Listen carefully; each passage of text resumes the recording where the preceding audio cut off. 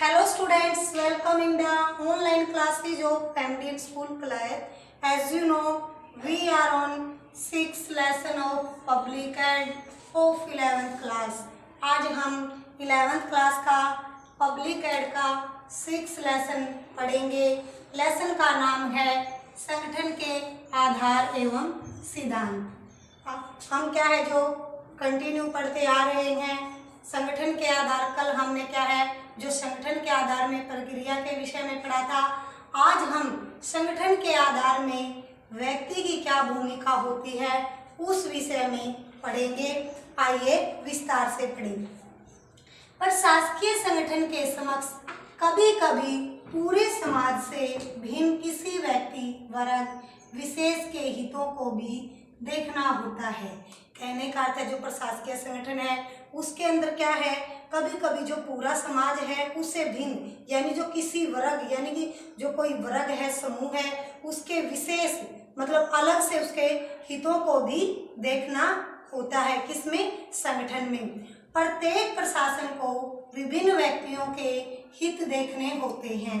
कहने का अर्थ है जो प्रशासन है और जो विभिन्न व्यक्तियों के जो संगठन होते हैं उनके हित यानी उनकी भलाई के लिए जो कार्य है उनको देखने होते हैं। किसको? संगठन को। जब किसी संगठन का मुख्य लक्ष्य किसी वर्ग किसी विशेष के हितों की रक्षा करना होता है तब इस आधार पर संगठित संगठन को व्यक्तियों के आधार पर गठित संगठन कहते हैं। कहने का अर्थ है जब किसी संगठन का मुख्य लक्ष्य जो उसका लक्ष्य होता है क्या मतलब किसी विशेष वर्ग के हितों की रक्षा करना, तो इस आधार को हम जो संगठन गठित किया गया है उन व्यक्तियों के आधार पर उसको क्या कहते हैं? व्यक्तियों का गठित संगठन कहते हैं।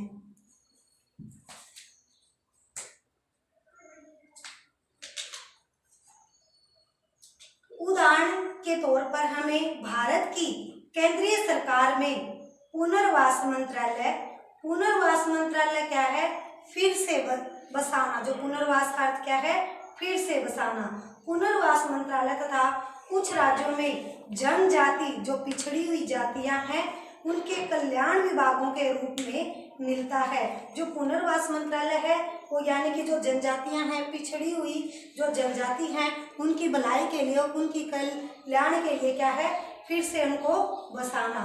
क्योंकि वे क्रमशः शरणार्थियों और जनजातियों की सेवा के लिए बनाए गए हैं। जो पुनर्वास मंत्रालय बनाए गए हैं वो किसके लिए? जो शरणार्थी हैं और जो क्या है दोबारा से क्या है जो जनजातियों की सेवा के लिए बनाए गए हैं। मतलब जो शरणार्थी आए हैं उनको फिर से बसाना। जो आदिवासी हैं, जो पिछड़ी हुई जातियां हैं उनको क्या है? फिर से बसाना। जो पुनर्वास मंत्रालय है उसकी कब स्थापना की गई, कब गठित किया गया?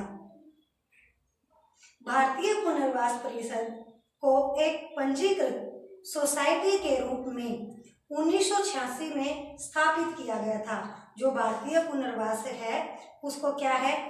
जो पुनर्वास परिषद को एक पंजीकृत सोसाइटी के रूप में 1986 में स्थापित किया गया और सितंबर 1992 को भारतीय पुनर्वास परिषद अधिनियम संसद द्वारा क्या है? पारित किया गया। जो 1992 को क्या है जो भारतीय पुनर्वास है वो किसके द्वारा? संसद के द्वारा पारित किया गया परिषद अधिनियम। और उस अधिनियम के द्वारा भारतीय पुनर्वास परिषद एक सर्वाधिक निकाय के रूप में 22 जून 1993 को अस्तित्व में आया। जो क्या है? पुनर्वास मंत्रालय। जो पुनर्वास मंत्रालय है वो क्या अभी फिर से बचाना। जो शरणार्थी हैं, जो मतलब शरण में आए हैं उनको पनाह देना, दोबारा क्या उनको बसाना, और जो आदिवासी हैं, पिछड़ी जातियां हैं उनके लिए क्या है? पुनर्वास मंत्रालय है क्या है? उनको फिर से क्या है? शरणार्थी हैं उनको फिर से बसाना, उनके लिए क्या है? पुनर्वास मंत्रालय की सेवा दी गई है। किसके लिए? जनजातियों के लिए। ऐसे विभागों का मूल लक्षण यह होता है कि जिस व्यक्ति समूह की सेवा करते हैं उनकी समस्त अथवा अधिकांश आवश्यकताओं की पूर्ति का ध्यान रखते हैं। कहने का अर्थ है ऐसे विभागों का जो मूल यानी महत्वपूर्ण लक्षण यह होता है, जिस व्यक्ति के समूह को यह कार्य दिया गया है, मतलब यह कार्य सौंपा गया है, तो उनका कार्य क्या है, उनकी समस्त अधिकांश आवश्यकताओं की पूर्ति का ध्यान रखना, उनकी आवश्यकताओं की पूर्ति करना। उदाहरण के तौर पर भारत में जनजाति जो क्या है, पिछड़ी जाति हैं, जो जनजाति आदिवासी जातियां हैं, उनके कल्याण विभाग और जनजाति के शैक्षणिक, आर्थिक, सांस्कृतिक, स्वास्थ्य विषय तथा अन्य इसी प्रकार की आवश्यकताओं की देखभाल करते हैं। जो जनजाति जातियां हैं क्या है, जो पिछड़ी हुई जातियां हैं, जो आदिवासी जातियां हैं, उनकी भलाई के लिए जो शैक्षणिक है, आर्थिक, सांस्कृतिक, स्वास्थ्य तथा अन्य इसी प्रकार की आवश्यकताओं की देखभाल की जाती है। किसके द्वारा? पुनर्वास मंत्रालय के द्वारा जो व्यक्तियों का जो समूह, जो संगठन बनाया जाता है, उसके द्वारा क्या है, उनकी आवश्यकताएं पूरी की जाती है। ये तो अपने जो व्यक्ति है और जो व्यक्ति किस प्रकार के जैसे जो संगठन बनता है और किस प्रकार के क्या है ये संगठन में रहकर ये कार्य करता है, आवश्यकताओं को पूरा करता है। और अब हम क्या है, जो व्यक्ति के लाभ या पक्ष में तर्क के विषय में पढ़ेंगे। आइए विस्तार से कर लें। ऐसा संगठन एक इकाई के रूप में कार्य करता है। कहने का अर्थ है जो ऐसा संगठन है क्या है, एक समूह बनकर क्या है, एक इकाई के रूप में कार्य करता है। उनका एक ही लक्ष्य होता है, इसलिए वो एक इकाई के रूप में एकत्रित होकर कार्य को करते हैं। और एक ही वर्ग के लिए की जाने वाली सेवाएं एक ही विभाग के अधीन होने से उनमें समन्वय बहुत अधिक होता है। कहने का अर्थ है एक ही वर्ग के लिए क्या है, यानी एक ही वर्ग के लिए जो किया जाने वाला कार्य है वो एक ही विभाग के नियंत्रण में रहकर कार्य करता है, इसलिए उनमें जो समन्वय है यानी तालमेल की जो बहुत अधिक पाया जाता है। किसमें? जो एक ही विभाग में रहकर कार्य करता है उसमें क्या है, तालमेल अधिक मात्रा में पाया जाता है। ऐसा संगठन एक समूह के लोगों की प्रत्येक समस्या का समाधान एवं आवश्यकताओं की पूर्ति करता है। जो व्यक्ति संगठन है, जो व्यक्तिगत संगठन है, वो क्या है, एक ऐसा समूह है जो लोगों की जो प्रत्येक समस्या का समाधान करता है और उनकी आवश्यकताओं की पूर्ति करता है, उनकी आवश्यकताओं को पूरा करता है। ऐसे संगठन यानी विभाग एक सेवा समुदाय अथवा सामग्री के संपर्क में आने के कारण उनकी समस्याओं व आवश्यकताओं के संबंध में विशेष ज्ञान प्राप्त कर लेते हैं। जो ऐसे संगठन हैं जो ये सेवा करते हैं, कार्य करते हैं, मतलब क्या है, उनके संपर्क में जाने के बाद क्या हो, जो उनकी समस्याएं हैं, उनकी आवश्यकताएं हैं, उनके संबंध में क्या क्या है, विशेष ज्ञान प्राप्त कर लेते हैं। जैसे कि उनकी क्या समस्या है, कैसे इसकी समस्या को खत्म किया जा सकता है, और जो इनकी आवश्यकता है कैसे इनकी आवश्यकताओं को पूरा कर लिया जाता है, इसके बारे में वो विशेष ज्ञान प्राप्त कर लेते हैं, जो प्रशासन की दृष्टि से क्या है, उपयोगी है, महत्वपूर्ण है। ऐसे संगठनों में उत्तरदायित्व का निर्धारण आसान होता है। जो व्यक्तिगत संगठन है वो क्या है, उनके जो उत्तरदायित्व का निर्धारण क्या है, आसान हो जाता है, क्योंकि संबंधित व्यक्ति को आसानी से पता लग जाता है कि किस कार्य के लिए किस विभाग के पास जाना है। क्योंकि ऐसे व्यक्तिगत संगठन में क्या है, ये आसानी से पता लग जाता है, मतलब किस कार्य के लिए हम जो कार्य कर रहे हैं, किस कार्य के लिए हमें किस विभाग के पास जाना है और इसकी सफलता या असफलता के लिए कौन उत्तरदायित्व होगा। ये तो हमने क्या था, जो व्यक्ति संगठन के आधार पर क्या है, लाभ या पक्ष के तर्क के विषय में पढ़ा था। अब हम क्या है, जो व्यक्तिगत संगठन है उसके हानि या विपक्ष में तर्क के विषय में पढ़ेंगे भी, इसे क्या हानि है। इसका सबसे बड़ा दोष यह है कि इस प्रकार के विभाग सर्वत्र स्थापित नहीं किए जा सकते। कहने का अर्थ है जो इसका सबसे बड़ा दोष क्या है, जो इस तरह का जो व्यक्तिगत संगठन के अंदर जो विभाग हैं वो क्या है, स्थापित नहीं किए जा सकते, क्योंकि इस आधार पर अनेक छोटे छोटे विभाग स्थापित हो जाएंगे। अगर हम क्या है, विभाग के आधार पर स्थापित करेंगे तो ऐसे जो छोटे छोटे विभाग हैं वो क्या है, अनेक विभाग स्थापित हो जाएंगे और इस प्रकार से संगठित विभागों में कर्मचारियों में दक्षता एवं योग्यता नहीं आ पाती। कहने का अर्थ है जो ये छोटे छोटे विभाग हैं जो अनेक हो जाएंगे, इससे जो कर्मचारियों के अंदर जो योग्यता है, जो कार्य करने की अक्षमता है वो नहीं आ पाती, क्योंकि उनका संबंध केवल वर्ग विशेष की समस्याओं से रहता है। उनका संबंध किससे रहता है? जो वर्ग है, जो समुदाय है, जो विशेष, जो जिस वर्ग का उनको कार्यभार सौंपा है, सिर्फ उनकी समस्याओं को दूर करना और उनकी जो आवश्यकताओं को पूरा करना, सिर्फ उनसे ही उनका संबंध रह जाता है। ये विविध कार्यों से परिचित हो जाते हैं, किंतु ये किसी कार्य में दक्ष नहीं होते। संयुक्त लोगों के आधार पर जो गठित विभागों पर दबाव समूह एवं हित समूह का दबदबा अधिक होता है। जो लोग इस समूह के अंदर कार्य करते हैं, जो विभाग गठित किए गए हैं, उन पर क्या है? दबाव समूह एवं हित समूह का दबदबा अधिक होता है। किसका? तो दबाव समूह एक, हित समूह मतलब खुद के लिए, निजी के लिए क्या है? हित समूह का दबदबा इसमें अधिक होता है। विभाग का संचालन करने वाले अधिकारी इन गुटों की बातों को महत्व दिए बिना प्रशासन नहीं कर पाते। कहने का अर्थ है जो विभाग के संचालन है, जो निर्देशन है, वो क्या है? संचालन करने वाले अधिकारी इन गुटों की जो बातें हैं उनको ज्यादा महत्व दिए बिना प्रशासन नहीं कर पाते। इसलिए क्या है, उनमें जो विभाग के संचालन है इन गुटों की बातों को ज्यादा महत्व देते हैं। किसके लिए? प्रशासन में। और फल इनके दबाव में आकर अनुचित कार्य भी कर डालते हैं। कहने का अर्थ जो कार्य उचित नहीं होता और क्या है, दबाव में आकर वो अनुचित कार्य भी कर डालते हैं बिना सोचे समझे।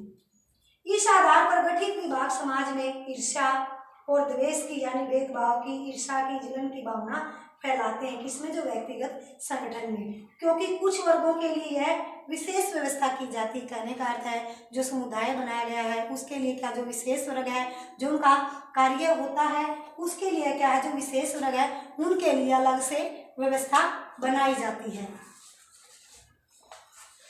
इस सिद्धांत के आधार पर गठित विभाग अनेक तरह के बहुउद्देशीय कार्यों का संपादन करते हैं। कहने का अर्थ है इस सिद्धांत के अनुसार जो विभाग गठित किए गए हैं उनके द्वारा बहुउद्देशीय मतलब ज्यादा तौर पर कार्य करते हैं, और इसके कारण विभिन्न विभागों के बीच अधिकार क्षेत्र संबंधी विवाद उत्पन्न हो जाता है। कहने का अर्थ है जो इनके बीच जो कार्य करते हैं उनके बीच क्या अधिकार हैं, किस प्रकार कार्य वो करेंगे, और जो अधिकार क्षेत्र को लेकर उनके बीच क्या है, विवाद उत्पन्न हो जाता है तथा कार्यों की पुनरावृत्ति होने लगती है। यानी कि जो अधिकारों को लेकर जो विवाद होता है उससे कार्यों की पुनरावृत्ति मतलब बार बार कार्यों को करते हैं, इससे क्या कार्य की बार बार पुनरावृत्ति होने लगती है। अब हमारा ये तो था तीसरा हेडिंग जो संगठन के आधार है।